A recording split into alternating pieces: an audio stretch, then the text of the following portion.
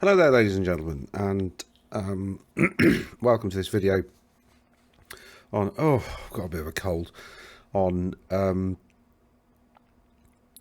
which was exacerbated by running around for 2 hours last night trying to play rugby, but failing miserably. This video, which is, I had a week off last week, so we've had a couple of weeks of data coming in, excuse me. So we've got a couple of weeks of data coming in, and yeah, look at that. Grand Cathay are pretty much top.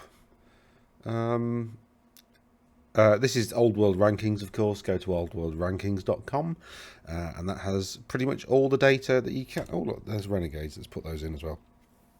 So Grand Cathay are overperforming, as is not a surprise to anybody. The kind of worrying now, I've got to preface this by saying there's not really enough 30 events, right? So essentially, when you look at how confident you are in your conclusions, right, when you're doing any kind of this is what we call parametric testing, right? Or some of these stats are some of them descriptive and some of them are parametric. So descriptive stats are stuff like how many of a thing is there. So like events, games, they're descriptive stats, right? Because there's been 101 games. That's describing a number of things, right? How many things. But stuff like mean averages, so you win percent, that's descriptive because it's just describing what the data looks like.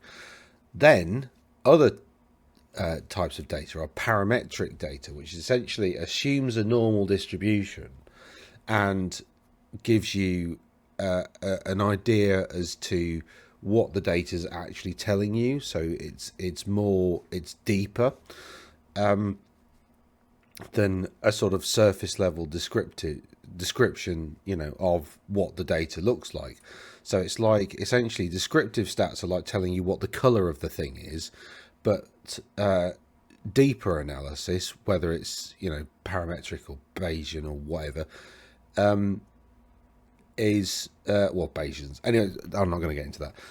That's a very long lecture.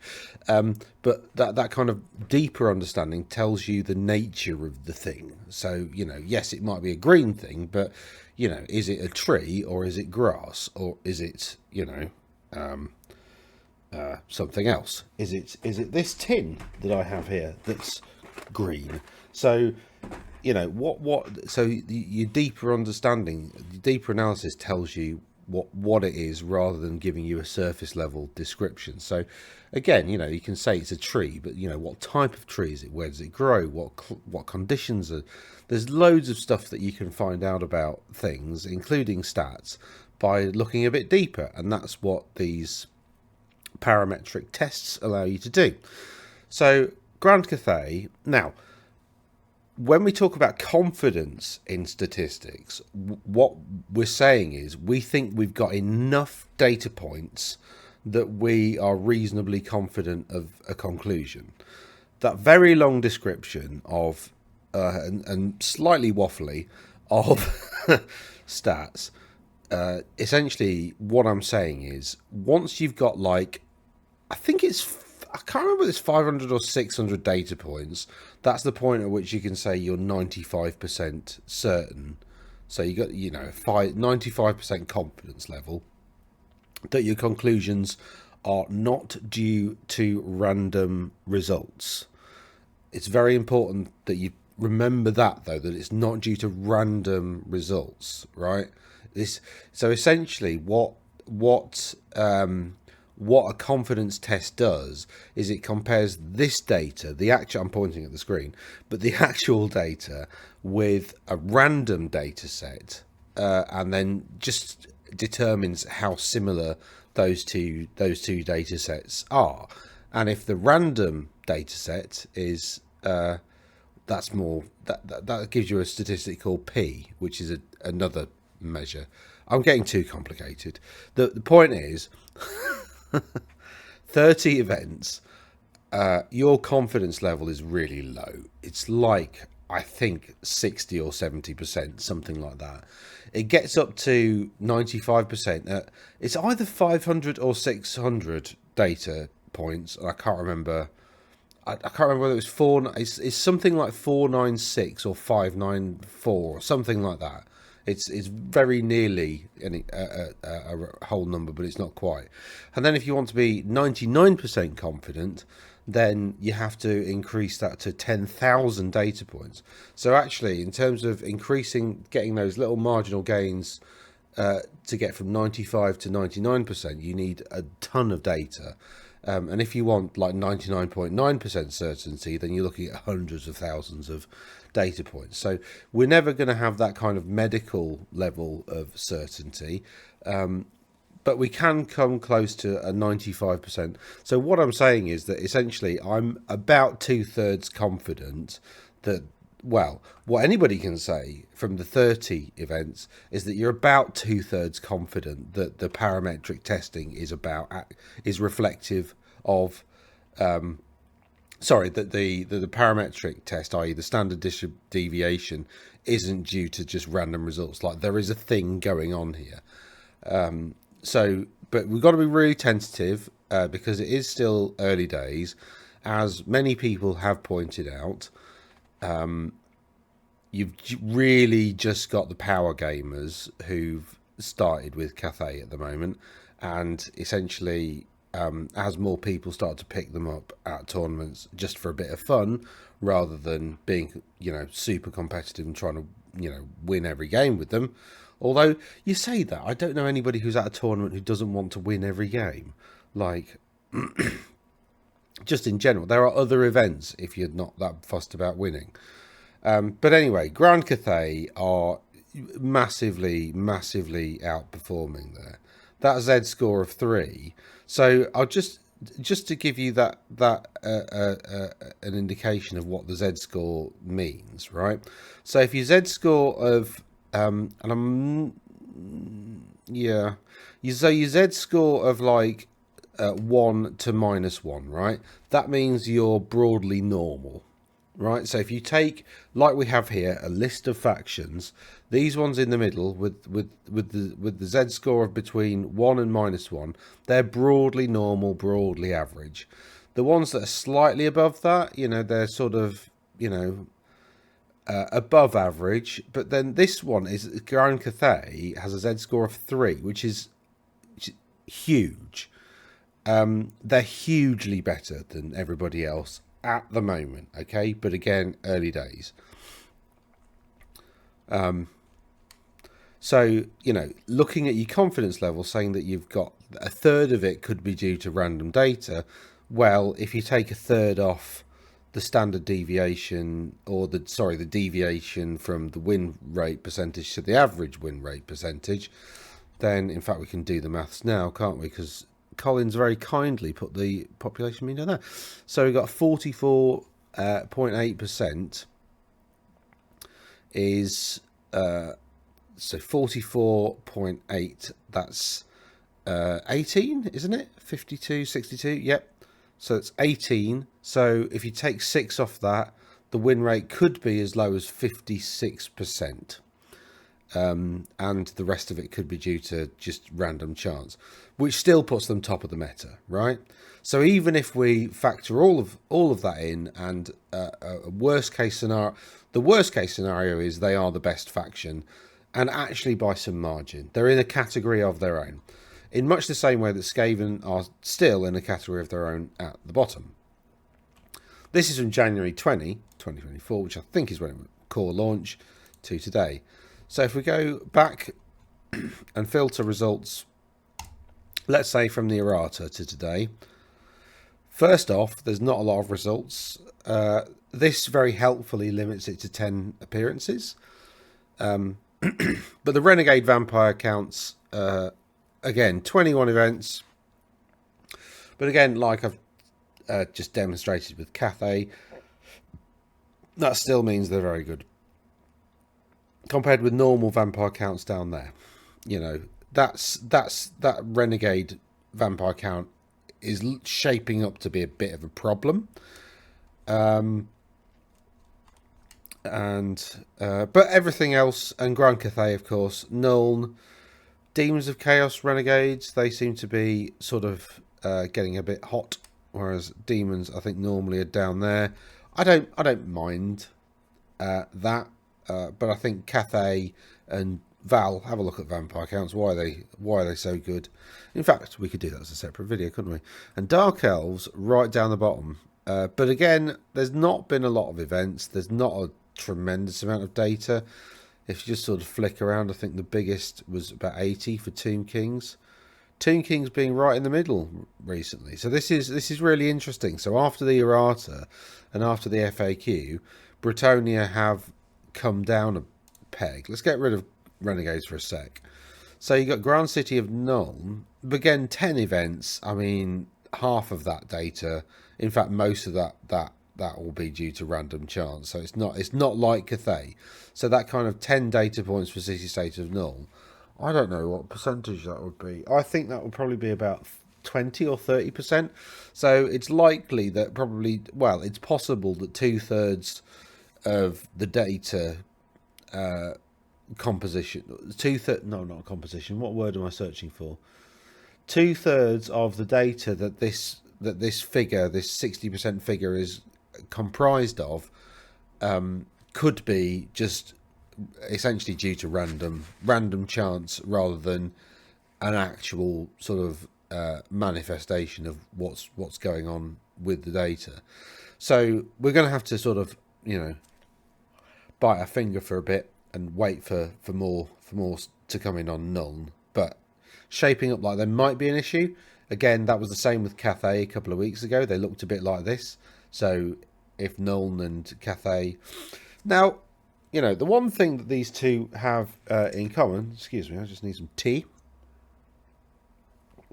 The one thing that these two factions have in common is very strong cannon game. Very strong artillery game, of course. So, and I think cannon is probably the problem here. So maybe all this meta shifting has shifted the balance of power, as it were, from cavalry heavy forces to cannon heavy forces. But then again, Troll Herd, again, 10 events, so don't read much into it. But Troll Herd are doing well. Wild Herd are doing well. Oh no, Wild Herd are the Beastmen one, aren't they? Yeah, that doesn't surprise me. I think they're good. And I think they're going to be very good in this meta due to the infantry focus and the fact that they can have lots of infantry for almost nothing. Actually, same as Nuln. And Cathay are just good. Errantry Crusade still up there, as are Britannia. Wolves of the Sea doing well, but as we'll see later, there's a couple of players who are Wolves of the Sea players, and they're very good Warhammerists as well. So Dark Elves, of course, struggling. Nice to see Skaven not at the bottom for once. And I've said this before, but I think Skaven are due a bit of a resurgence. I wouldn't expect them to get top of the meta, but maybe they can get, like, you know, mid to bottom. That might be where they end up. And then if we turn Renegades on, as we saw before, there's not a tremendous amount of difference. I've been talking to Val about the Renegade stuff, about like how you do like difference testing, as it were. So, but there's not enough data for that yet, I don't think. Although you can't really tell from this, can you? No, you can't really. What does this? Why does that down? What's that actually download? Oh, Champions Hub, blah blah blah blah blah blah. Faction performance chart. Just launched a brand new faction performance chart. Oh, okay. Where was that from then? It's not dated. All right. Anyway, shut it down. Right. If we look at tournament appearances, let's go from the errata. Let's see who's popular. Warriors of Chaos is still very, very popular. Mostly Grand Army, quite a lot of Heralds of Darkness. Oh, of course, I can just add up numbers here, can't I? Because I can do maths. That's since... Oh, no, that's wrong. That's the wrong FAQ and errata, isn't it? I thought it was too much data. So it is still Warriors of Chaos being the most popular faction, which I thoroughly endorse. I love Warriors of Chaos. And then Dwarves have had quite a lot of appearances. Royal Clan, coming out. Walls of the Sea, not a lot there. Not a lot going on there. One appearance of Knightly Order. Only a handful of Nuln, you see. So this is part of the problem. Vampire counts, we've got 21 as renegades and 91 normally. Now, what about if I get rid of that? Does that apply to... No, it just applies to that chart.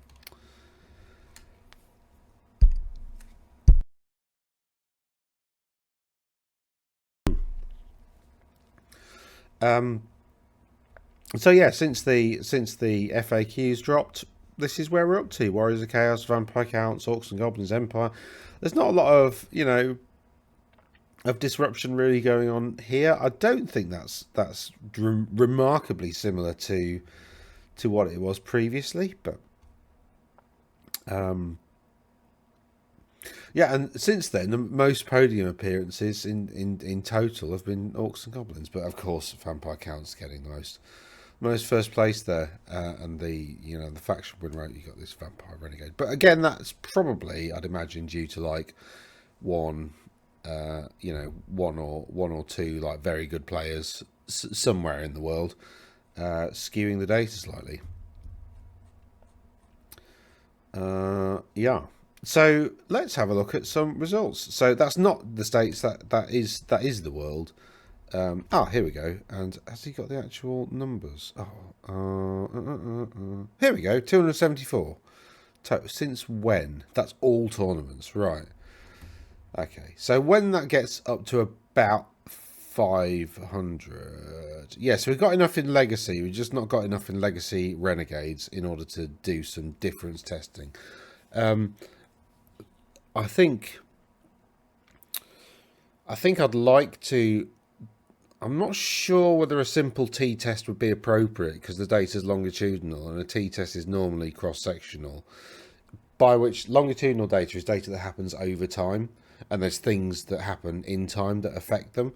So if we're going to take... Yeah, a t-test wouldn't be appropriate, would it? Because what we need to do is have a test that essentially tests it over time, because essentially the same events have affected the Legacy factions and the Renegades factions at the same time. So some kind of longitudinal test for difference. I'll have to check which one, but yeah, I think once that gets up to like, I'll have to check out what the number is, 500 or 600, whatever it was. Then we can test those two populations against each other and then determine whether the Renegades is having a significant impact on the performance of those factions. I suspect probably a little bit, but the effect doesn't seem to be massively magnified. And I think the effect... So I think there will be a significant... So this is my hunch from looking at the data so far. I think there will be a significant influence on the results. However, I think the magnitude of that influence will be more or less nil, in that you see some Renegade factions are doing better than the non-Renegade version, and some are doing worse. So overall, I don't think it's affected game balance, but in terms of like... in terms of external game balance, but we will see. That is my hunch right now. Obviously I've not done the data analysis, so I don't know. Right, let's go and have a look at some. Let's go and have a look at some top lists. And let's go. We want the last 14. Probably 14 July 23rd. Can I actually change... Oh, I can do custom date. How do I do custom date? I can't enter in... I can't put a custom date in. No, no, right. I don't really want the last 14 days. Is that going to cover the last 2 weekends? Yes, of course it is. You're an absolute moron, Dan. Right, there we go. Last 14 days. So, actually, no, let's just go through some results, some tournament results. That's probably better, isn't it? All states. That's latest, not upcoming. So, which ones did I want to have a look at? So this is, we're doing the states first, no particular reason, other than it seems to default to the states. I thought it defaulted to Australia, to be honest, but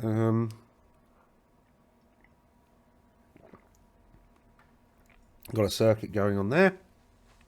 Mall, a Road to Nova event, 5 draws. So I think it's probably not working. There's something wrong with that data feed. Tournament, War of the Old World, the questing tournament. 2 games there. That's not really HWP. Eric Lau. Here we go. Palm Strings Open. The Old World by Owl. Owl. Those guys again. Cathay comes to play. Not won by Cathay. Cathay, did actually anybody enter with Cathay? It'd be funny if they didn't. Done an event called Cathay comes to play, and then no Cathay players turn up. What weekends am I doing? So it's the 2nd of August and the 26th, 27th of... Oh, Phil Cole won another tournament there. Ashes of... I've not seen... I've not seen Luna for a while. I hope she's okay.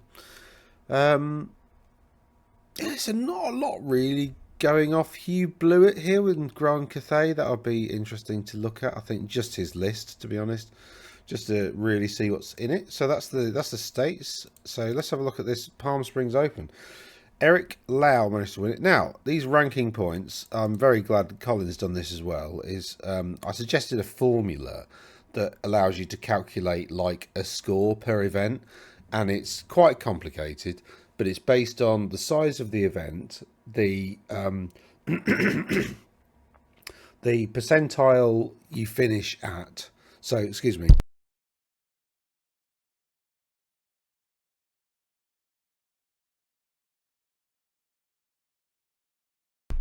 Deary me. The percentile you finish at. So, and that also, again, takes into consideration the sizes of the event a little bit. But the percentile you finish at, what your win percentage was, and the scale of the event. And then it degrades the score over time, such that by using a thing called E, which is about 1.6, it's exponential. So we exponentially degrade the score over time, so that the half-life of your score is about a year. So in a year's time, that score is, and it's modified a little bit, but anyway, but that score in about a year's time will be probably about 48, and then another year after that, it goes down to actually less than that. It's probably about a third of, anyway, whatever. Anybody knows how E works? That's what it does. So essentially, if you look at really, really old results, the top players still get score out of it. The whole point of this is to be like an international benchmark or an international scoring mechanic that looks at finishing tournament position and also win percentage and the scale of the event, really. So that's the whole point of that. So that'll hopefully get quite interesting later on. So we've got Grand Cathay, Joseph Eastham here, coming 5th. So I'm going to have a look at that one. I don't normally look at that far down. We've got Eric Hung and Eric Lau, both 2 Erics, both with High Elf Realms, both podiuming. And Eric Lau seems to have pipped him at the end. Now, I think this one looks like it's used maybe the new GW scoring mechanic. So, why does my wife decide now is the best time to do the hoovering? Right, so let's have a look at this Joseph Easton. Hello again. Well, I mean, to you this will be instant because I'll just cut these videos together, but just a power cut. Anyway, good old Blighty doing things properly, as we never seem to do. I don't know why our governments have such a hard on with bloody privatising everything. Like, you know, you'd have thought the current Labour government, who was supposed to be left-leaning, would have sort of started to reverse that trend by now, really, wouldn't you? But you know, because it is remarkably easy to nationalise an industry. You just regulate the hell out of it so it's non-profitable. The companies collapse and then the government buys them for £1. I mean, it's not bloody difficult. You know, it's an easy political objective to achieve. It does upset the markets a little bit because, you know, they're always worried about who's next. But, you know, I think there's a compelling case for instance, fucking electricity and any kind of national infrastructure like rail or whatever should probably be owned by a country, right? I'm not saying privatisation is always evil or always good. Neither is public ownership. But anyway, I think case by case basis, just examine the sector. If privatisation's going to produce competition that's going to drive down prices and you know, help the public, then that's what government should be doing. But you know, it's up to the government to set the social and economic settlement. It's not up to private companies. Their job is to make as much money as possible. Anyway, little rant over. Joe Eastham with his Grand Cathay. Yes, we've got a Lord Magistrate on a Sky Lantern. He's got another one Sky Lantern. Oh, hold on. Got another Lord Magistrate with a Sky Lantern. He's got the Jade Blade of the Great Fleet, Talisman of Protection, Crystal Cunland, Morshard, blah, blah, blah. I can't remember what any of that does, to be honest. What's the Crystal of Cunland? I can't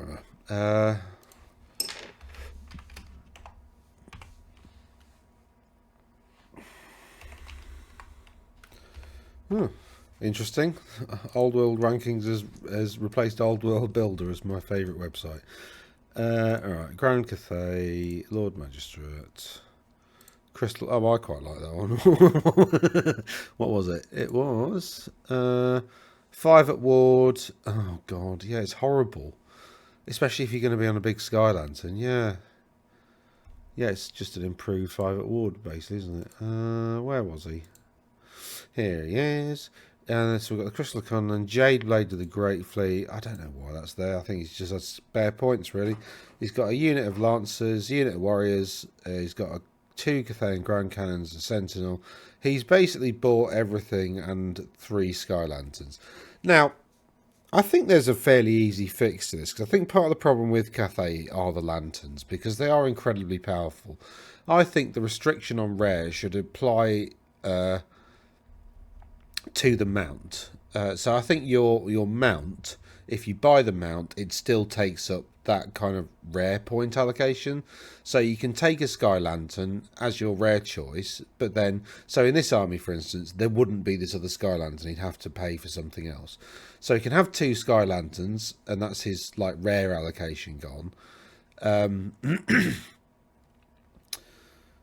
But well, in fact, yeah, you wouldn't. I think actually that gets complicated, doesn't it? But I think there's a way of maybe just 2 in an army, just because they're rare. So maybe the kind of the numerical restriction, not point restrictions, but the numerical restrictions apply regardless of where the unit ends up being utilised, as it were.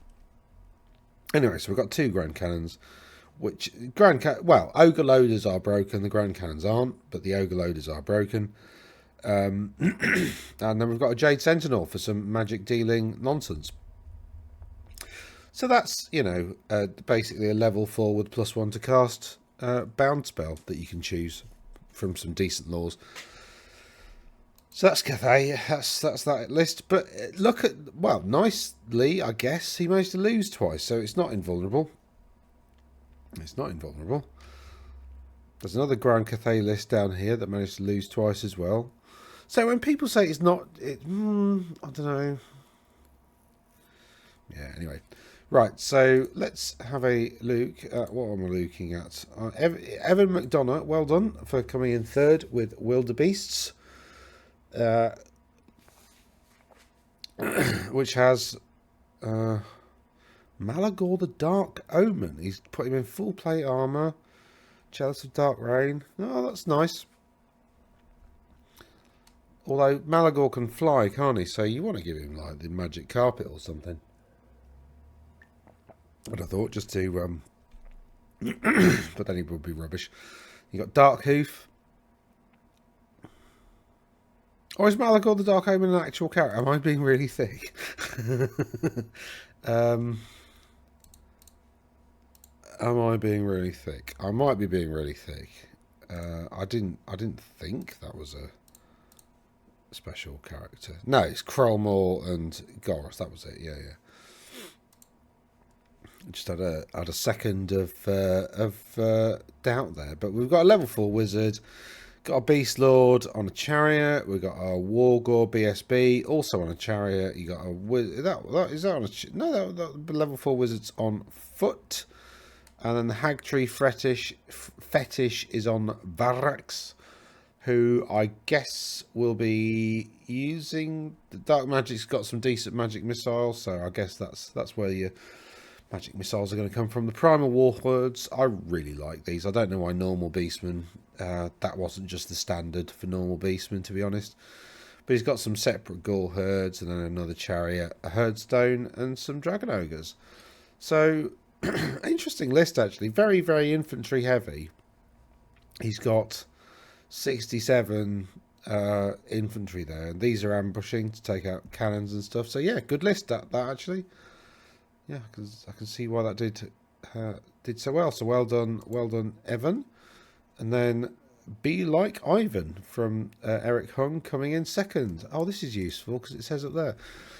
So we've got a prince with 500 points exactly, sticking exactly to the rules, and another dragon. So double dragon for 2k still can be done, although not quite as good as it was. So this prince has light armor. Interesting. Oh, and the armor of Calador, so the full plate, and a bit of a ward against flaming, I think, isn't it? If I remember rightly. And Calador, I think, gives him a 6 at ward. So he's gone for basically a 4 up, 6 up, 5 up, something like that. And you got the Seed of Rebirth and the Talisman of Protection here. So the Archmage is a 4 up, 5 up. 5 up. So has the Archmage got a better save than the Prince? I think he might have. Interesting. And then we've got some Illyrian Reavers, which are generally rubbish, but the only light cavalry that High Elves have, so you kind of need to take them. Then we've got a lot of Silver Helms, some Dragon Princes, which are great now, especially the changes to Impetuous. Love that for Dragon Princes. I think they're cool. And then we've got a couple of Sky Cutters, because they're great. They're the only heavy chariot with Swift Stride. Yes, they do fewer impact hits. Doesn't matter. They're almost guaranteed to get them. So fewer that are guaranteed to happen rather than more that are not. Well, not guaranteed, I guess, but I mean nearly guaranteed. I mean, if you're not charging with your Sky Cutter chariots, you're doing something wrong. And then Eric Lau managed to win. Well done, Eric. Who's got a double dragon, Silver Helms, Illyrian Reavers, 2 Sky Cutters, 2 units of 5 sisters. This list is better than the other Erics because of the sisters, basically. Because if you look at if you look at Eric Hung, what's he done instead? He's gone for the Dragon Princes, basically, instead of the 2 units of sisters. That is a tough shout. For me, I like the Dragon Princes, but the sisters are better. Yeah. Cavalry are of limited. They used to rule the game. Now, not so much. Ashes of Empires. Phil Carl managed to win this one. This little 16 person tournament with presumably more or less the same Tomb Kings list he's been running for a while. Phil Carl has a King on a Dragon, Thing on a Dragon. It's more or less. Well, I think the Sepulchral Stalkers are new. That's interesting. Couple of Necrosphinx. Yeah, I think the Sepulchral Stalkers are new, but maybe he had fewer chariots. But but obviously limiting somebody as to how many necrosphinxes they can take is going to affect the old Tomb Kings. Then we've got Michael Gibson with his royal clan. He's got a king with all sorts of bits and bobs. We've got a runesmith. This is a royal clan. Yeah, I said that, didn't I? Longbeards, some warriors. Nice. A dwarf cart to make them all quick, and 2 units of 12 iron drakes because they're amazing. And the nerf to the Drake gun really, I don't think makes any difference because not the Drake gun, the Grudge Trollhammer torpedo. I still think their normal Drake guns are arguably slightly better because of the stand and shoot stuff, because they don't suffer any penalties to stand and shoot, and they've got quick shots, so they can do it from any range. They're just really nasty, and you can just stick them in front of your opponent who really doesn't want to charge them, because if he does, it'll probably die just from charging you. So they're horrible. Perfect dwarven weapons. And then Nathan Grau with vampire counts, mortis engine, blah blah blah. Yeah, nothing. Oh, there's some hex wraiths in there. That's interesting. That you don't see them very often. I mean, I think they're good, but you just don't see them very often. So that's interesting. And some graveguard and actually, I think you might. Yeah, I mean that's a good point. Really, that hex wraiths should have good anti-infantry game, because you don't really want to charge infantry in the front anymore.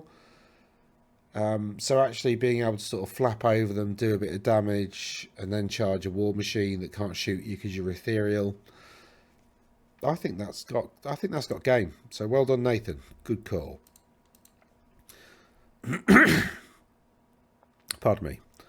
And is that America? Was that it? Okay. Okie doke. So this is Australia now. So we've got Warhammer, the Old World monthly tournament. 2,000 point game day going on over there. 10th birthday Warhammer Old World tournament. Presumably 10th birthday for good games from Maitland. And the Australian Masters took place. So the Masters will be interesting.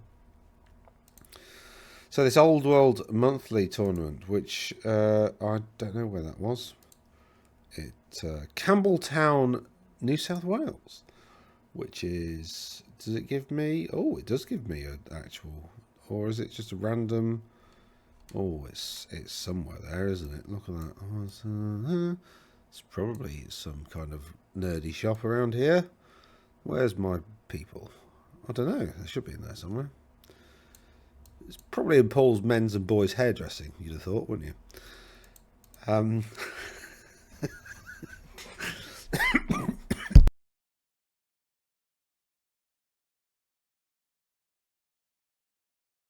Beg pardon? Alright, Aaron O'Brien. Oh, these no lists. Alright, congrats to Aaron, Keith and Jackson. Aaron, of course. Only 2 games though. Small tournament, but well done. Small tournament again here, but well done to Ben, Michael and Nicholas. I know I'm being inconsistent. I know I didn't go through all the American results. I thought these were a bit bigger, to be honest. We've got this 10th birthday where 10 people turned up for the 10th birthday, and Kendall, Daryl and John won. There's a Walls of the Sea list that I want to have a look. Skaven winning? What the fudge? Right, that's exciting. The Skaven Warlord, Skaven Chieftain with the War Banner, yes. Grace here with more Warpstone tokens. Bonuses to cast are strong now. So he's got D3 plus 3. Each of those, basically, you roll a D3. And on a 2 or a 3, you get to add 2 or 3 to your casting roll. If you roll a 1, he hurts himself. He does have a Power Scroll, a Talisman of Protection. Pardon me. An Earthing Rod and Demonology. Interesting. What's he doing with Demonology? I mean, you've got Seed of Shadows. But that's really, I mean, I guess if you go first, you could pump up like a unit of clan rats, because if you give them fly 12, they can go 24, obviously, with a normal march. You can just stick them in your opponent's face so he can't move. And then they've got the rattling teams, which are pretty good. Interesting. And then he's got some storm vermin with the yes, cautious shield. Love the cautious shield. Although it should be on your PSP. Like, especially if you model it. It's got the banner of verminous scurrying, which gives them swift stride, if I remember rightly.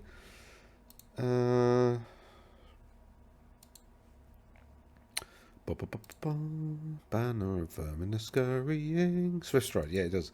Gives them swift stride, which is good, because that makes them reasonably quick. Well, in terms of, you know, they can get... And Swift Stride now... Well, I don't know whether I've been reading the rules wrong, but I've been playing it that you just roll 3 dice and take the 2 best now. Because it used to be you roll 2 dice and then take the best and then add another d6. Which is a bit of a weird thing, whereas now they're like, just add another dice to your charge rolls. So, like, you know, you'd roll 3. He's got some Jezzails who are sort of good, but sort of not at the same time. By the way, this is another reason that people are really pissed off with Cathay, because they've basically got, on those balloons, right, they've got 5 Jezzails. 5 Jezzails cost about 100 points. So, you just come... But, you know, on a balloon, obviously, they've got mobility, they've got better line of sight, they've got, like, better toughness, they're harder to kill. You have to kill the whole thing in order to get rid of them. So doing, like, a couple of wounds doesn't reduce their output, whereas it does, you know, obviously, if you've got a unit of Jezzails. Like... The balloons are just so much better. Anyway, then we've got some gutter runners who have some slings and poison attacks, and a doom wheel, because I think doom wheels are cool. It's annoying that you can only take 2 now, but never mind.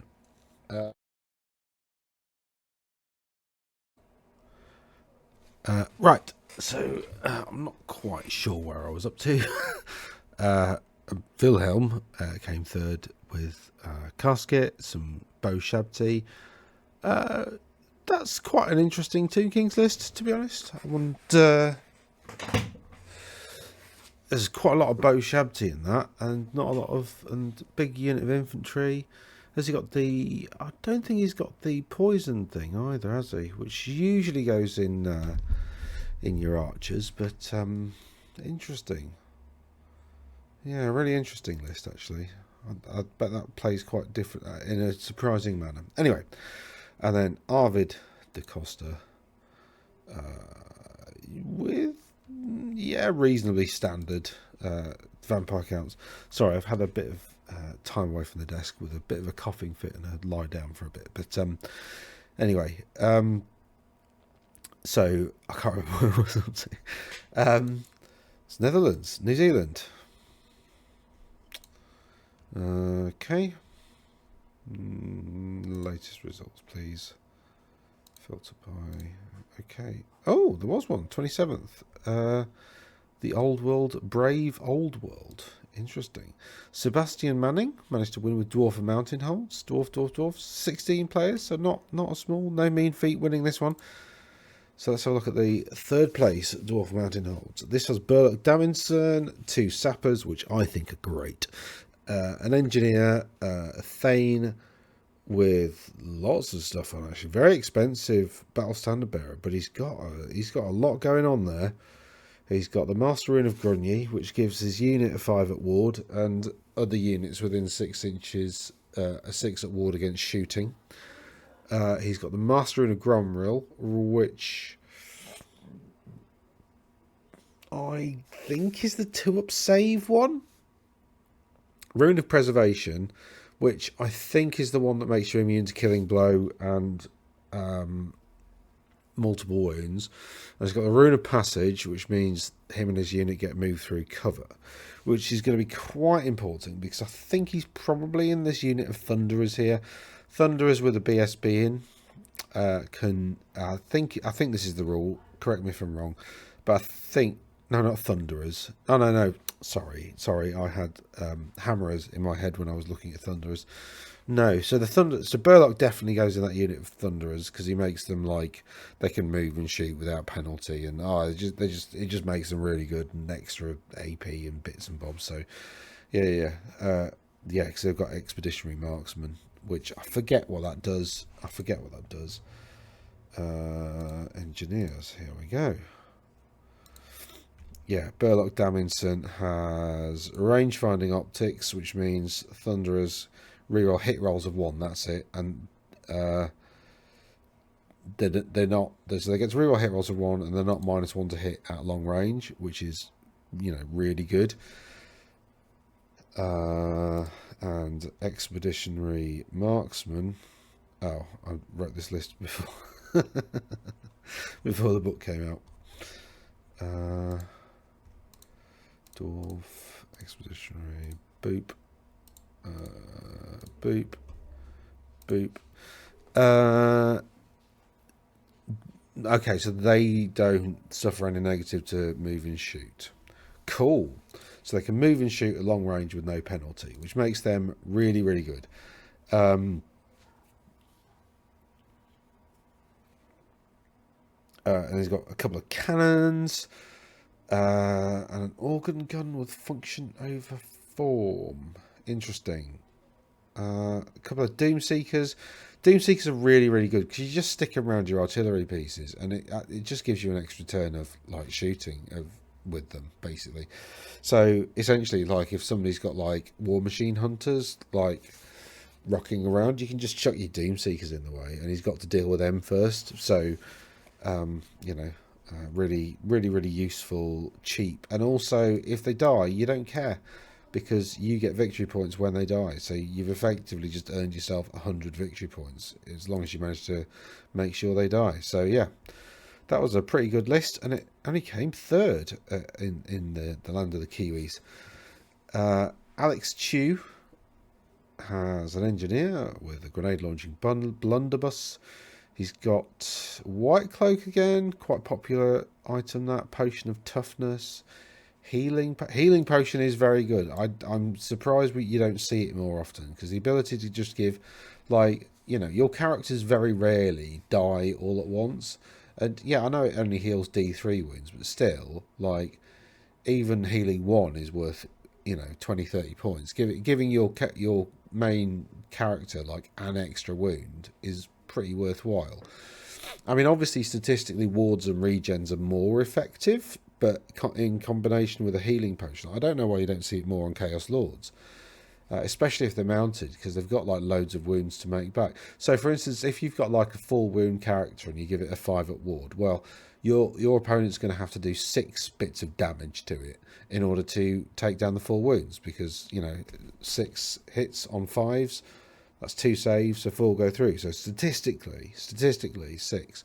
And then again, if you then give that character a 5 at regen, statistically it's half that again, so you're up to 9.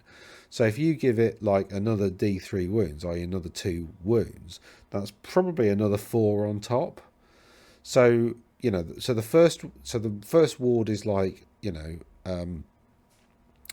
2 extra, and then that gets enhanced by. So you see how like stacking all these things layers up to make a character that's actually really challenging to kill. And then you've got Sebastian Manning with Dwarfs again. Dwarfs almost filling out the podium. Really interesting to see. We'll have a look at the competition in a sec. So he's got Burlock again. He's got a king. It's a very, very different list. He's gone more for combat. He's got quite a lot of combat there. He's got some Iron Drakes, and yeah, that's a pretty decent balanced overall dwarf list actually. I quite like that. So Dark Elves. Oh yeah, they quite like the Dark Elves in the Antipodes, don't they?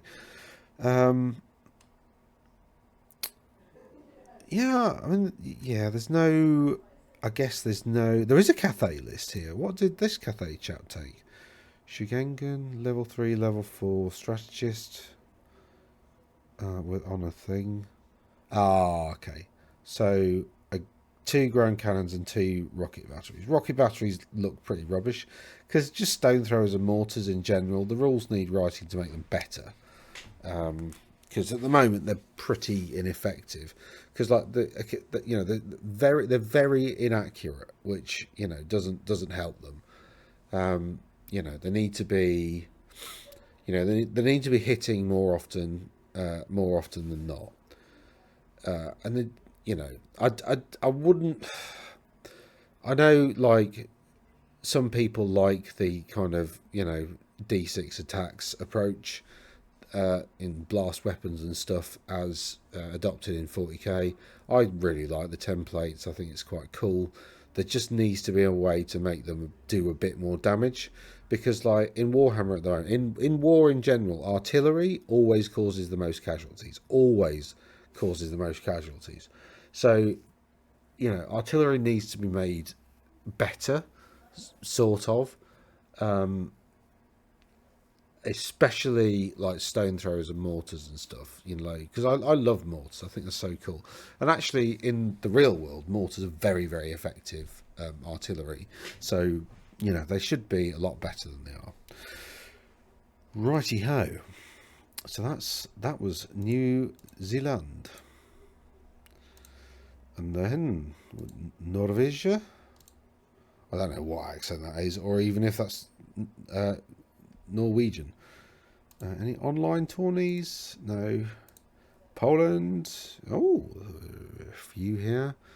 Oh, apparently nobody turned up to that, but they did. Let's have a look at that. 12 there.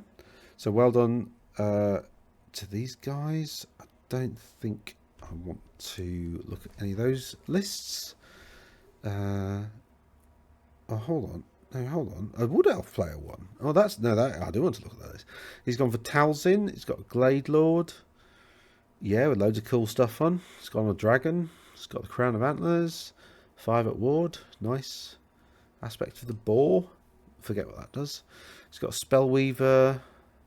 Glade Captain. Want a Stag with a Bow. And that's it. Then you got Eternal Guard, Glade Guard. You're not seeing very much Miracle's Locus and the other weapon. Maybe I think that Wood Elf weapon, I forget what it's called, but I think it's the one that basically always wounds on a 3+ or better, and it's sort of a bit lancy, but it's blade. Oh, what the hell is it?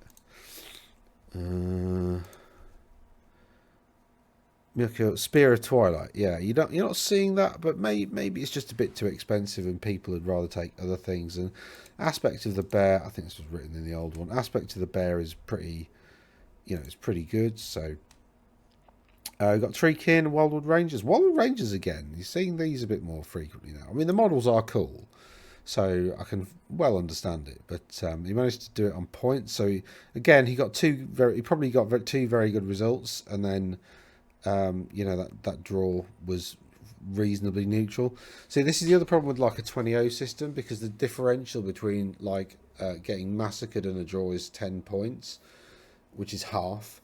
So the reason a lot of sports don't do like half points for a draw is because it can skew, like particularly football. There's 3 points for a win in football and 1 point for a draw, right?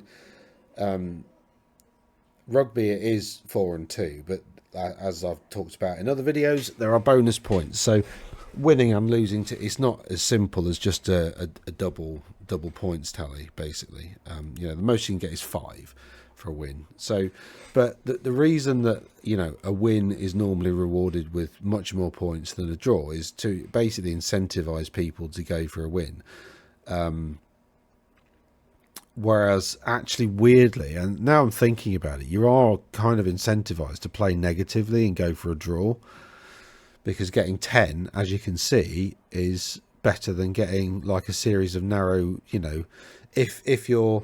So I suppose actually, as a tournament strat, if it's a 20-0 system, what you're probably going to want to do is, if it's obvious a massacre is on, you go hell for leather for it. And if it's in any way slightly challenging, you just back off and just play for a draw. And then if you can eke out a few points at the end and scrape it over into a win, then, you know, great. But actually draws are kind of more valuable in a sense as a target to aim for. But, you know, it depends what happens early doors, doesn't it? So, yeah, that's interesting. Oh, my nose is bugging up now. This is great. This cold is progressing very quickly. I woke up feeling slightly sluggish, and now I just feel terrible. Oh, 3 hours later. Right. And then we've got 2.5, 2-2. There's quite a lot going on in Poland for 4 little tournaments. That's quite nice. Battle of Prague, I'm presuming is what that means. Only second and third there. There's no first place. That's interesting. Something's gone wrong there. Our Champions Hub. What's Champions Hub? I don't think I've seen this before. Interesting.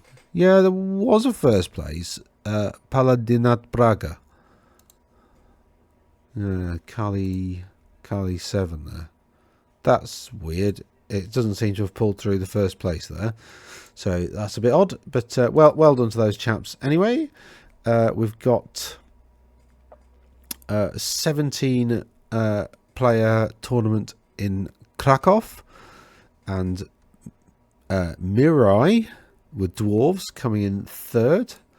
Oh, don't do that. I keep pressing. I'm used to pressing the middle mouse button because of Best Coast pairings. Because you can't. This is better, basically. It just pops up in there. I like this. Yeah, that's looking like a pretty standard dwarf list, to be honest. That's, you know, seeming Rangers, Thunderers, War Machines, Engineers and stuff. Just go for cannons. Cannons seem to be the meta nowadays. I think that's what's emerging. Cannons are the new meta. Pretty much. Cannons and range weapons. Or Chaos. So I think it's probably because Chaos have the ability to... well, firstly, they're generally higher toughness, or, you know, they've got a lot of ambusher style rules, or yeah. So it's either one of the two, isn't it? So either like Wolves of the Sea, very ambushy, quite light, quite lean, smallish units, but quite manoeuvrable and very quick, and or you sort of your big warrior knight block type stuff with like your ridiculous armor saves and your ridiculous toughness and your ridiculous, you know, everything really, but very expensive. So, you know, reasonably ridiculous for the price. Okay, so that's a cool empire list, right? And we've got Beastmen winning, and again, stop doing that. And then again, got Bray Shaman rocking around. There'll be a hag tree fetish somewhere. This one's gone for the Black Maul, which is interesting. It's a reasonably good magic weapon. I'm not sure. Interesting. He's got slug skin as well. So this one's going for a bit of a combat build on a great Bray Shaman. 2 level 3s, no level 4 here, which is pretty cool.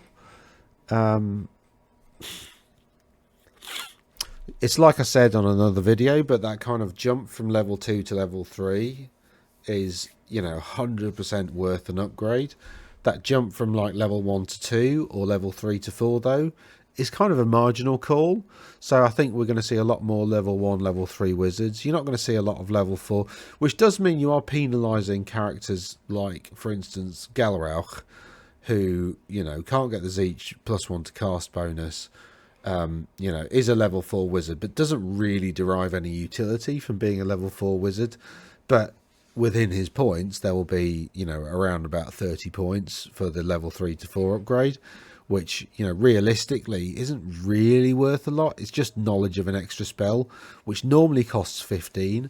So that level 3 to 4 upgrade, you're kind of losing 15 points when you could just go for like some kind of spell familiar, or a lot of factions can go for a spell familiar, and they are all 15 points. So you know, paying for that level 3 to 4 upgrade, it's that needs rebalancing. I think points wise, that should just be 15 points, because that's what an extra spell costs, and that's the only benefit you get from it nowadays. And again, the same I think from level 1 to 2, so that should be a 15-point upgrade, whereas like a level 2 to 3 upgrade should be like 70. You know, it's a lot that you get, so possibly even more. Because if you think about it, I know I've said this before, but you get an extra 6-inch on your dispel range, which is mega. You get +1 to cast, +1 to dispel, an extra spell, and then that extra range as well. So you get 4 benefits. So you think +1 to cast and +1 to dispel, that's worth probably 40 points on its own. And then your extra dispel range is probably worth another 30. You'd pay 30 points for an extra dispel range. So that's 70, and then the extra spell 15, so like 85 maybe. But it depends how you value the extra dispel range as well. But yeah, it's certainly worth way more than 30 points.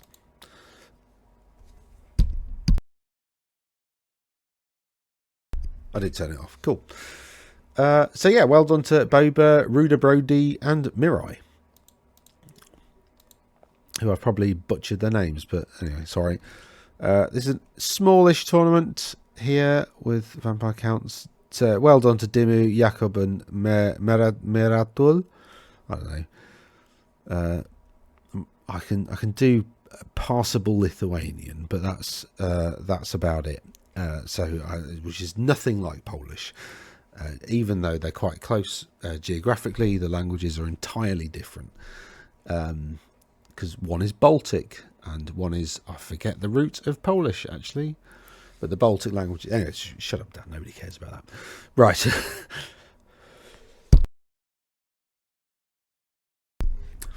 Right. Poland done. Spain. Tabletop War. Lotus Agosto. Does that mean August? Something August? There's a tournament here. No, that's not worked, has it? The results aren't coming through. No results. What do I want to look at? I want to look at the Jorge, maybe? Jorge's, I'm guessing that's Peña or something. Sorry, my Spanish accent is terrible. I don't speak it. Yeah, I think that's all I want to look at. Oh, and there's a Renegades demon list. That'll be interesting. So, Tabletop War. What did I want to look at here? I wanted to look at this. Dark Elves coming third. So, you got the Dreadlord on the Black Dragon with the Pendant of Caleth. Very, very sensible pick. That with a great weapon. Nice, like it. You've got, the reason that's sensible is on the Dragon, you get toughness 6, and the Pendant of Caleth is a 5 up. It's like the Bretonian blessing, but better, because you can't lose it, and which you can with the blessing. And also, it's 1 better on both saves. So you get a 5 up ward against strength 4 or less, and a 4 up ward against strength 5 or more. Now, bearing in mind your toughness 6, the things that you're getting a strength 4, you're getting a 4 up ward against, are things that require a 5 up, a 4 up, a 3 up, or a 2 up to wound you. So your starts are basically strength 5, so those attacks need a 5 up to wound you, and then you get a 4 up ward. The ones that you only get a 5 up ward against need a 6 to wound you. So strength 4 or less, obviously. So it's a really, really good item. You got a Death Hag with a Rune of Cain and Headsman's Axe. You can make her so much better, I think. Headsman's Axe. Oh, hold on. Am I getting this? Rune of Cain. What about?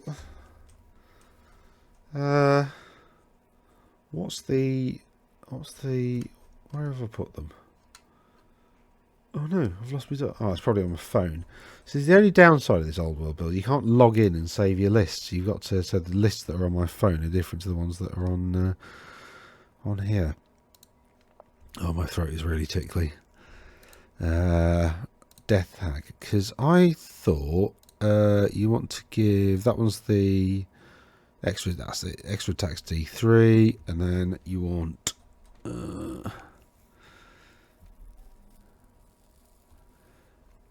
don't you just want Ogre Blade? What have you gone for? You've gone for the Headsman's Axe. So that's not a bad magic weapon, actually. It's because it's strength +1, armor piercing 1, and it's got killing blow. So if you go Ogre Blade, your strength +2, AP2, multiple wounds, D3.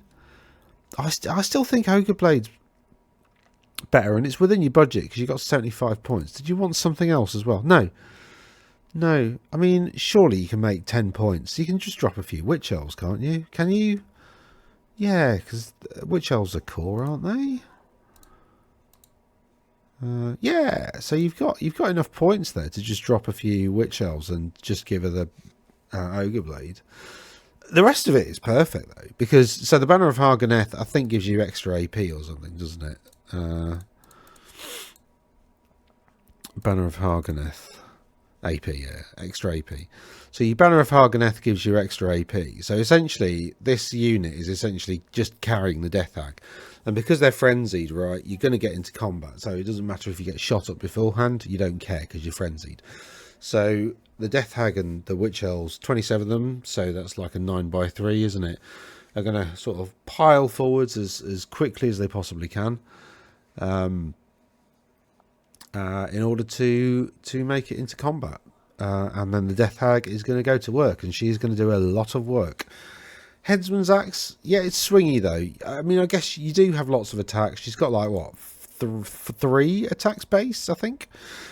Yeah, so with Frenzy, that's 4. With the extra D3, like probably 6. You know, Killing Blow, that's you're going to get that once, and then the weapon's nowhere near as good as the Ogre Blade. I just paid the extra 10 points, Carlos. But other than that, very good list and very well done for such a fantastic result. Like winning games with Dark Elves. But yeah, that was the one I wanted to look at there. But well done, Oscar and Pablo. If I remember rightly, these are pretty straightforward lists. Yep. Night Goblins, Fanatics, things, and yep. They're both pretty straightforward. I mean, this one's quite... Pablo's gone quite interesting here because he's gone sort of White King heavy instead of like Minor Necromancers, which is quite cool. So he's got some Black Knights there for the this one on the skeletal steed, who does killing blows on a 5-up. So, and then some Graveguard here, probably with the BSB and Drakenhof. If I were you, I'd move the Drakenhof banner like into the unit.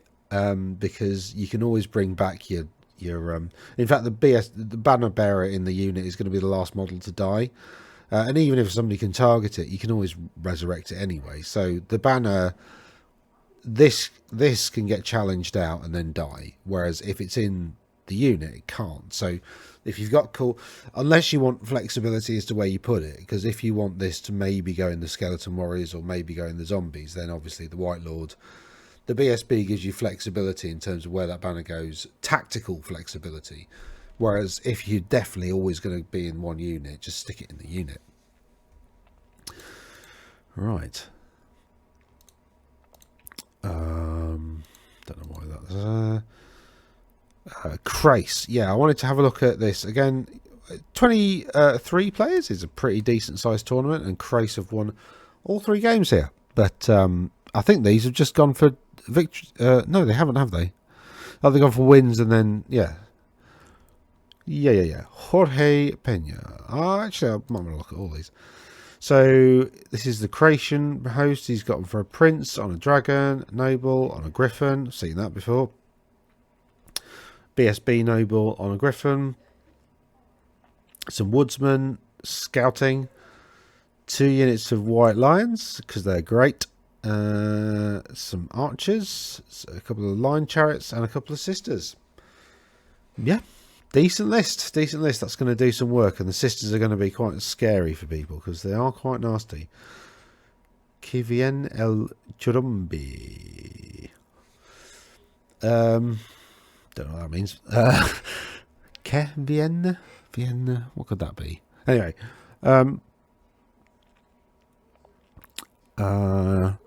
He's gone heavy on this Beast Lord here. The Wild Herd I really like, because I think characters get extra points for something, don't they? So that, which is pretty cool. Extra like points of magic items and gifts of chaos and stuff like that, which I think is mega. It really makes a huge difference, because then you can sink your points into like some really good like foot characters, which can really beef up these units. So yeah, that's what he's done. That's a good list. And then we've got Kingdom of Bretonia. So Elise, yes, Elise Ducard. And that's Spain, Sweden, Switzerland, presumably nothing. UK. Started with the US, didn't I? Yes, I did. Yeah. So we've had a few War in the Old World. Jack Tivers with Grand Cathay managing to win. With all that stuff. Oh, Jesus Christ. TOs, please get on top of this, because like I seriously think the 0 to 2 for rare units, right? You ought to be 0 to 2 for them, whether they're there or mount or whatever. Because what, like five of these bloody things, like that's the equivalent of 35 Jezzails. No, it's not even, because they've got better ballistic skill. Like if you wanted, this is what annoys me so much, because if you look at like Skaven, for instance, their Jezzails are like what, 5 for 100 points or whatever, whereas these boys are like BS4 and 5, the champions BS5. So like on those sorts of guns with that kind of move profile, with that defensive, they're just way underpointed.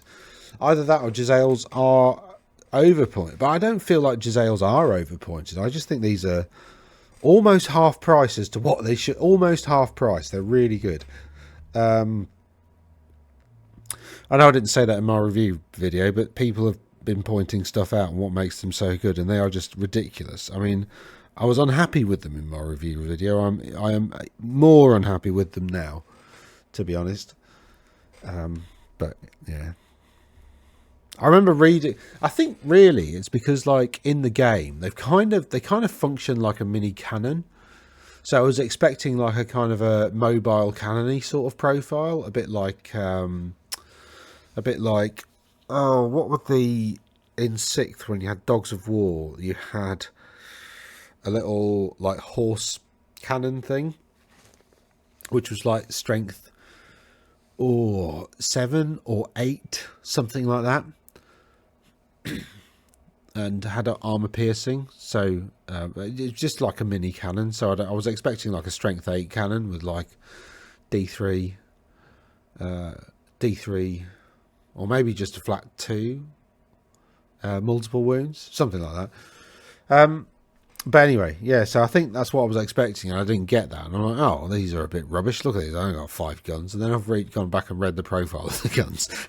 I'm like, oh, no, yeah. They are Jezzails with better everything.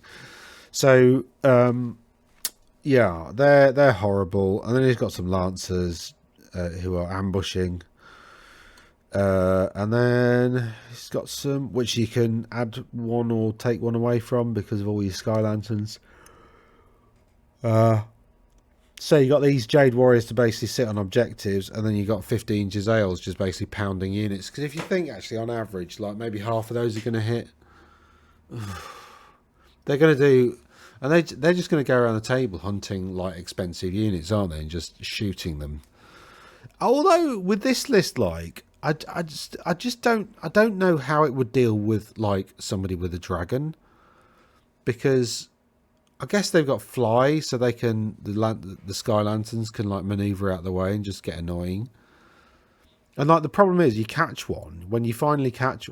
This is just they are just lumineth, aren't they? This is exactly like the bloody like the oh, what's he called? I've got the model over there. Hold on.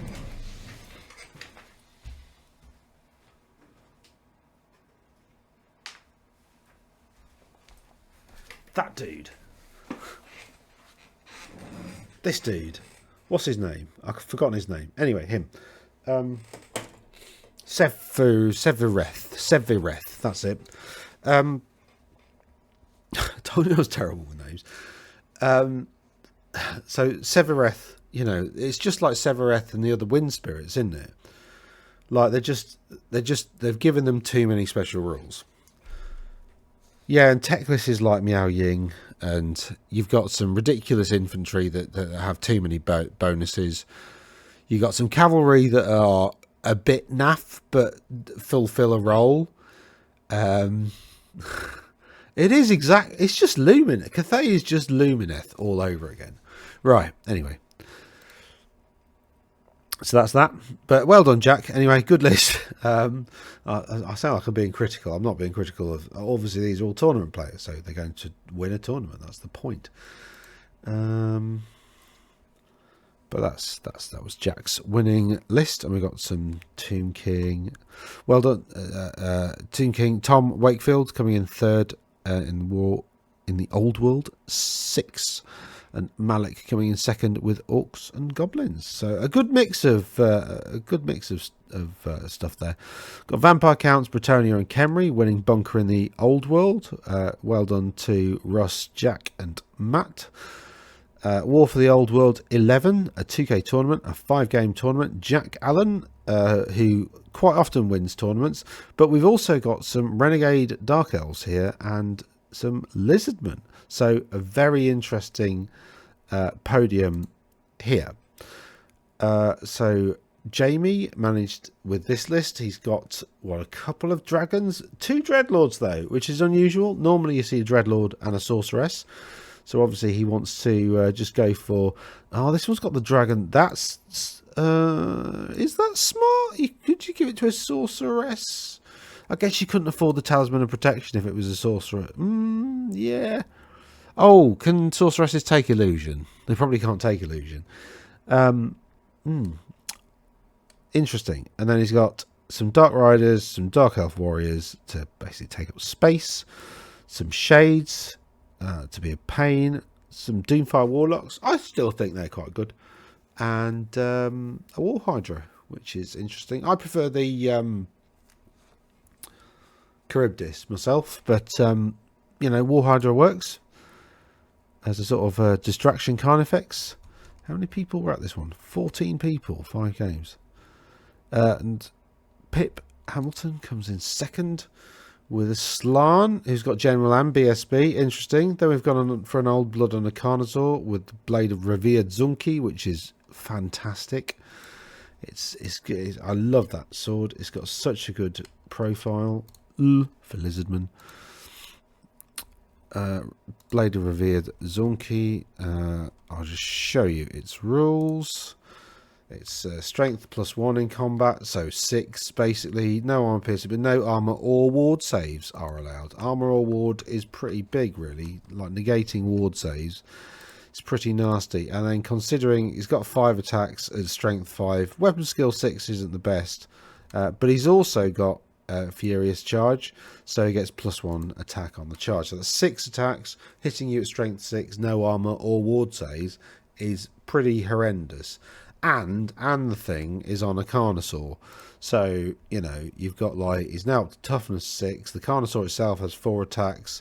I think no, it doesn't have Furious Charge. It has Blood Frenzy. So as soon as it's done any damage, it gets frenzied. So as soon as it wounds something, then it gets frenzied, and the frenzy comes back later. So you've basically got 5 really nasty attacks with strength 7. I think it's like Talons or AP they're AP3. I thought there were 2. AP3 multiple wounds D3. So that's really going to carve stuff up. And it's not that expensive. The downside really is just maneuverability. It does have swift stride, the Carnosaur, but it's sort of maneuverability, sort of defensive stats as well, because we've only really got heavy armor, so that's not great.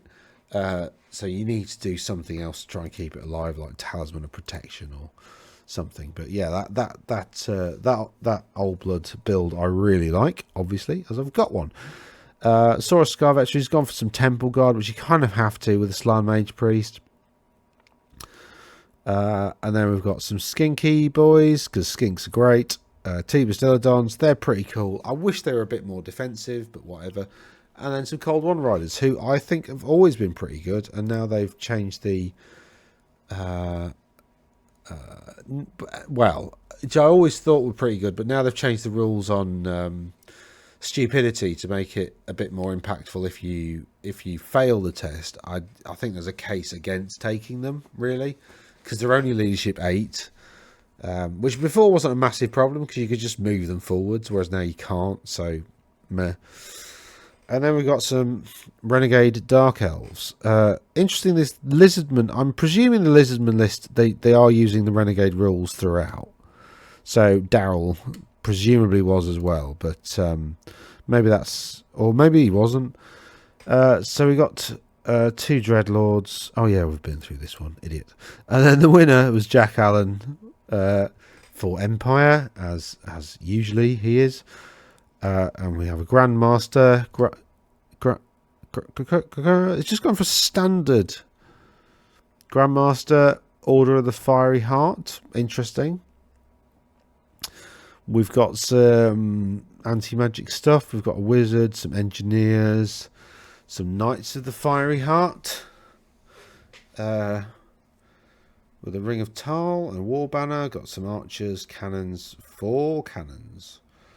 I thought it was 3 max for special units. Maybe this tournament wasn't obeying that rule then. That's interesting. And 2 Hellblasters. So a big old wall of cannons with engineers there, and some knights to offer up some counterpunch. Good list. Can't fault it. Can see why it's done well. And with somebody as good as Jack behind it, it's obviously going to do well. Right. Newcastle Knights. Stephen Toll managed to win this one. Jack Toll. Stephen and Jack Toll. They father and son, I think, aren't they? If I remember rightly. Only flanks. Very good. Fire and Kemri. 3 game tournament. Won by... Well done to Tom, Dave and Max, taking out Chaos Dwarves, Team Kings and Bretonnia, and coming home with some silverware. The Conquest of Ashfield. Ashfield's the place where I was playing rugby and somebody jumped on my neck, which is why I've got like a slightly damaged neck at the moment still, which apparently is never going to get better. Hooray! Anyway, and then Saffron Fantasy Slam. Now, this is the one that I wanted to look at, but well done to Paul, Richard and Connor for taking out Ashfield. Saffron Fantasy Slam. Let's have a look at this then. So this was a 5-game tournament. 24 people entered. Dr. Luke Blacksill, who has managed to win with Wolves of the Sea. Brian Carmichael coming in second with Grand Cathay. And Edward Adlard coming in third with the Kingdom of Bretonnia. So Edward's Bretonnia list, Peg Knights are banned. Are they? Are they? Well, they are. He's gone without Pegasus Knights and been successful. See, told you, you can do it. You don't have to use them, but it obviously makes it easier if you do. So he's got a big unit of Grail Knights here, so that's a lot of points to sink into some Knights. He's got some Mounted Yeomen, who are probably the best light cavalry in the game because of their cost to benefit ratio. He's got plenty of Peasant Bowmen just to sort of get in the way. Function a bit like Empire Archers. And he's got some Men-at-Arms. in a big old blob with a yeoman and a grail monk. No blessed triptych though, so he hasn't gone for the stubborn upgrade. Mainly because people just killed the grail monk and you've just basically wasted 40 points. So as a rule, don't go for the blessed triptych. I mean, yeah, don't do it. Mounted Knights of the Realm. And then, what else has he gone for? He's gone for a Damsel, level 4.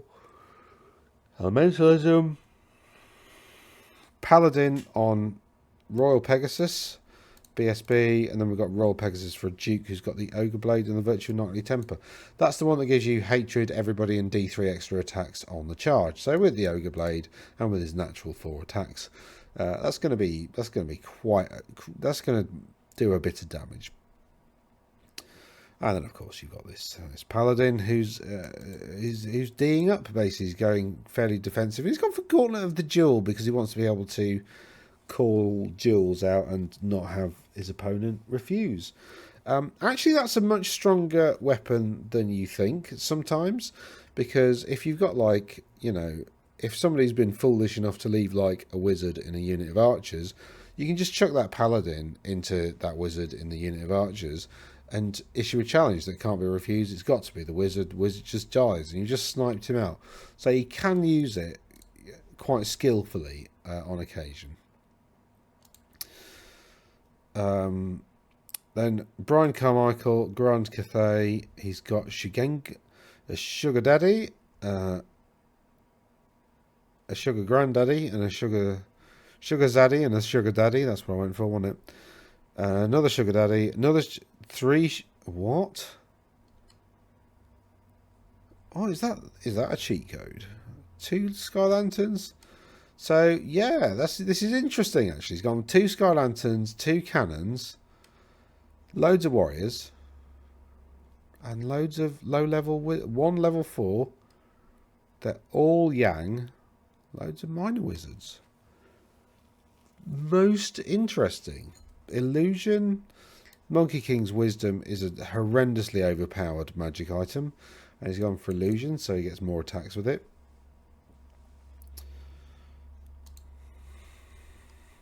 Just to show you, Grand Cathay.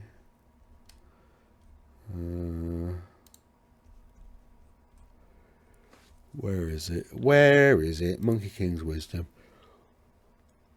Absolutely 75 points. So this is the same as the Ogre Blade, right? So the Ogre Blade would get him up to Strength 7, AP 2, multiple wounds D3.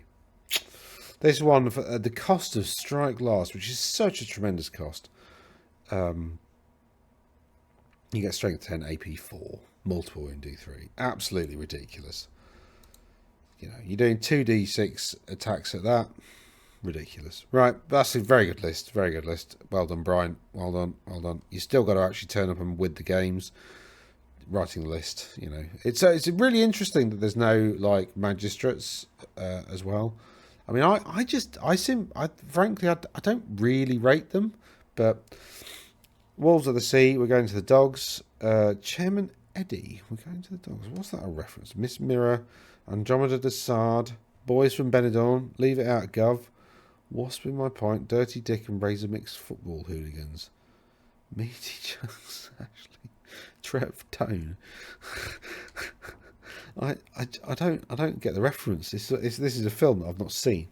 Anyway, we've got Chaos Lord on a dragon, 2 Favour of the Gods, Undivided.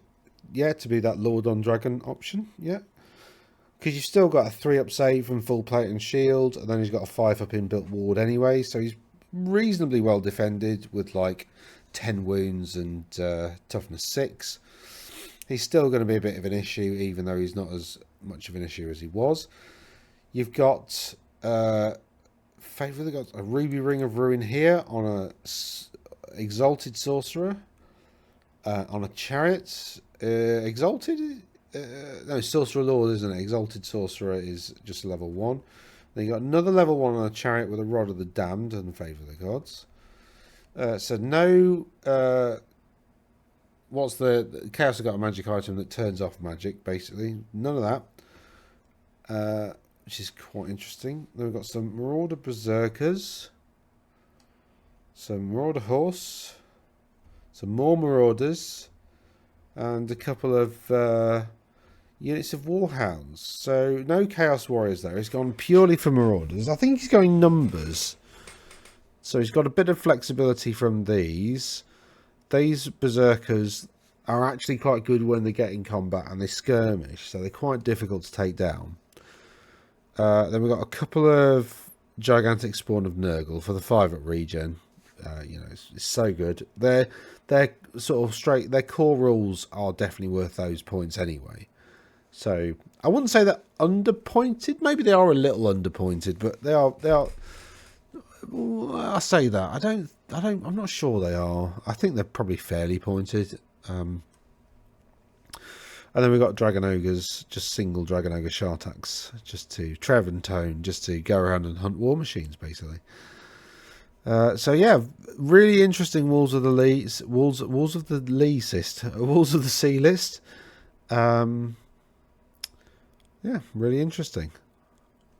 Lots of little bits, and then this to probably take territory, and then a dragon to do a dragony thing, and then a couple of chariots with Sorcerer Lords on to probably support stuff, and then countercharge and stuff like that, I'd presume. But yeah, really, well, it looks like a good list, yeah. That's weird. Brian got 83 points. He got more points, but came second. There's one. John got 70 points. What do these points relate to? Hold on. Something weird going on here. No, that's not it. No, that's not it. No, that was it, yeah. 12, 25, 27, 51. Does that add up? 51, yeah. 20, 40, 76, 83. I believe Saffron Fantasy Slam might have some kind of other point scoring mechanic going on here. And Ed Adlard is that 6++ bloke? I know his name's Ed. No, it's Ed. That's Ed Fawcett, isn't it? Ed Adlard is a different Edward. Sorry. I'm Pip Hamilton with Lizardman down there as well. Well, I say down there, reasonably high up for Lizardman. They're having a bit of a tough time at the moment. So that's Saffron Fantasy Slam, and I'm sure I've paid. Anyway, Peterborough Slam. Oh, upcoming tournaments. Peterborough Slam, 9th to 10th. Oh, poop. That's this weekend. It's 5. Where is it in Peterborough? Anyway, well, this looks interesting, so I might be able to. Oh, event not found. Oh, okay. I don't know what's going on there. Right. Upcoming events. So we've got quite a lot cracking off in Lincolnshire over this weekend. You got this one that I desperately want to find more out about that. But yeah, War for the Old World 12 going on, 2,600 points.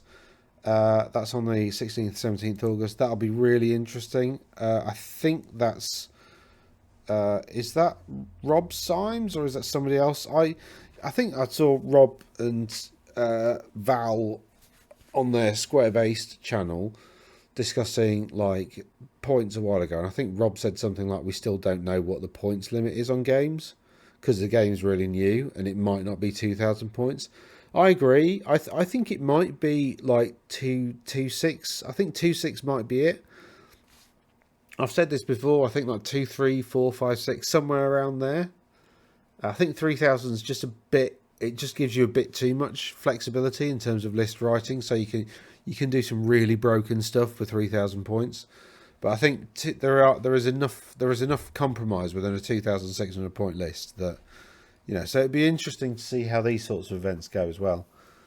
Although they are annoying again from a data management perspective, because it's like, how do you really compare somebody at 2.6 and at 1.6, for instance? Are those results comparable, and are they both reflective of how people in general are playing the game?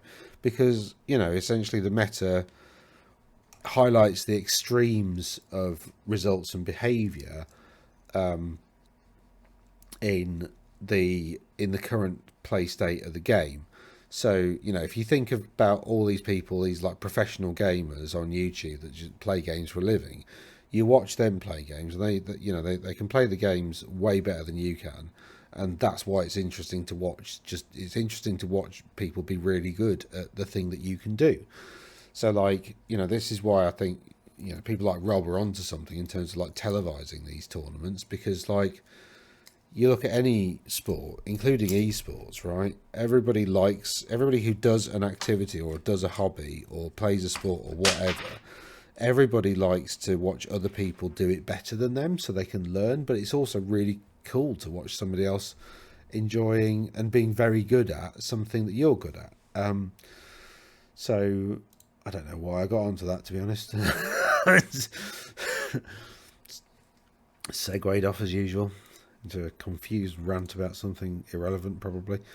Right. Yes. So that's upcoming in Australia. Got a few tournaments. Oh no, that was results. Upcoming.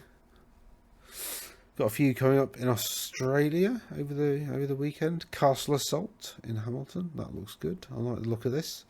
Oh, it's Australian beer though, so it doesn't really count. They don't really do beer properly, but yep, very good. And I'm not a beer snob. I will literally drink anything. However, you know, it's not really beer. It's not the same. Sticking gas in it isn't the same as, you know, fermenting it properly. We've got a load of stuff going off in Canada over the coming month as well. I think, just, you know, I don't really need to go through anything. I'm not sure whether there was some big tournament coming up in the States.